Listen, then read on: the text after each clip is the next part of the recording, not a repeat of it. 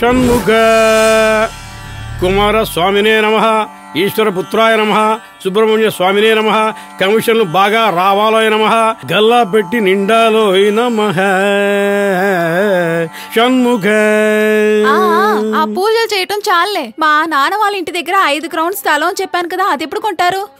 కొనండి కొనండి అంటే మొత్తం నీ నా చేతి కొరిమి చేసిన ఆ బొచ్చంతా పోగొట్టేశావు కదే, ఇంకేం కొనమంటావు? కొంటానులే. ఏవండి ఏంటండి, ఆ హృదయరాజు వాళ్ళ పెళ్ళాం పేరున 20 గ్రౌండ్ల స్థలం కొన్నారంటండి. ఆయన ఒట్టి పోలీసే, మీరు హెడ్ కదా. ఆయన 1 సంవత్సరం సర్వీస్ ఉన్నందుకే అన్ని స్థలాలు కొన్నాడే. 3 ఏళ్ళు సర్వీస్ ఉన్న మీరు 1 గ్రౌండ్ కూడా కొనకపోతే ఎలాగండి? వెంటనే కొనండి. నువ్వు నా పక్కకి రాగానే నేను బొక్క బోర్లా పడిపోతున్నానే.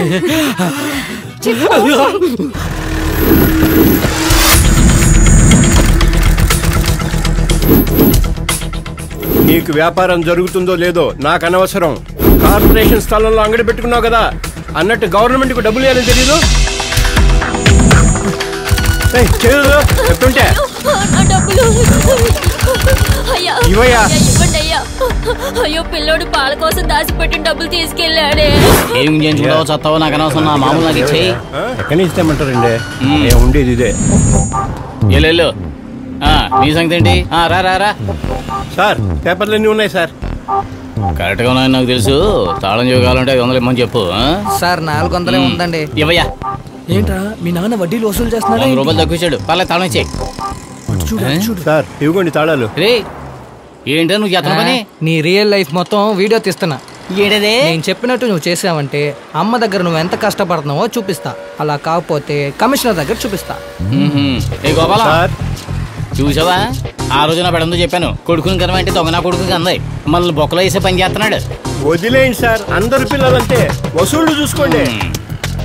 రే నీకు ఇప్పుడు ఏం కావాలరా? డబ్బులు కావాలి.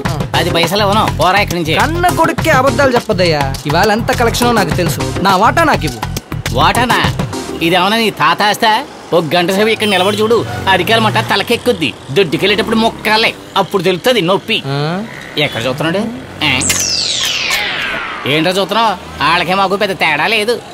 వాళ్ళు బండి ఆగాక అడుక్కుంటారు, మేము బండిని ఆపి అడుక్కుంటాం. ఒక తేడా ఉందే.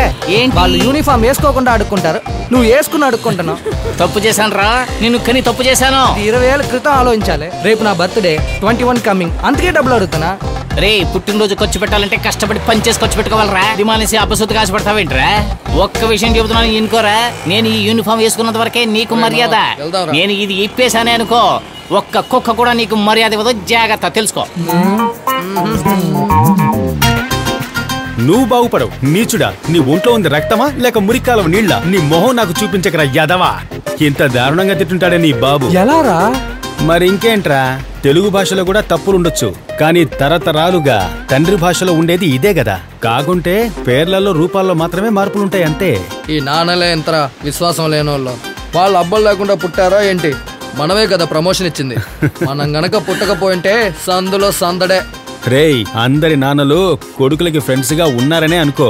మనమందరం ఫ్రెండ్స్ గా ఉండడం అర్థమే లేకుండా పోతుంది. వాళ్ళు అలా ఉండబట్టారా మనం ఇలా ఉన్నాం. మందు కొట్టే టైంలో తండ్రుల గురించి ఎందుకురా? ముందు విడి బర్త్డే సెలబ్రేట్ చేద్దాం. సరే బర్త్డే బేబీ, ఆ కీస్ ఇలా ఇవ్వు. ఎందుకు మనకి పుట్టిందే తాగడానికి, అలాంటిది పుట్టినరోజు తాకుండా ఉంటామా? ఇక్కడే వెయిట్ చేయండి, నేను బుడ్డి పాలతో వస్తాను.